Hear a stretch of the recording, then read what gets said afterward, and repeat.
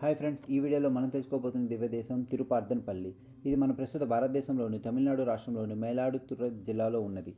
12 గరుడ సేవలు జరిగే నాంగూరు దివ్యదేశాల్లో చివరిది ఈ పార్థన్పల్లి.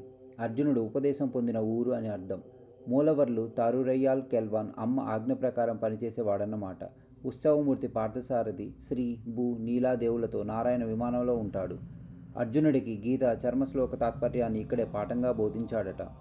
భారత సంగ్రామం పూర్తి అయిన కొంతకాలానికి తీర్థయాత్రలు చేస్తూ ఇక్కడికి చేరాడు అర్జునుడు. దాహం వేస్తే ఇక్కడి అగస్త్యాది ఋషులని అడిగాడు. వాళ్ళు చూసుకుంటే తమ కమండలాలలో నీళ్లు లేవు. అగస్త్యుడి ఆదేశంతో శ్రీకృష్ణుని ప్రార్థించాడు ఆ పార్థుడు. పార్థసారథి ప్రత్యక్షమై ఓ ఖడ్గాన్నిచ్చి నేలపై 3 గీతలు గీయమన్నాడు. నీళ్లు పెళ్ళుబిక్కింది. ఖడ్గ సరస్సు ఏర్పడింది. అర్జునుడి దాహం తీరింది.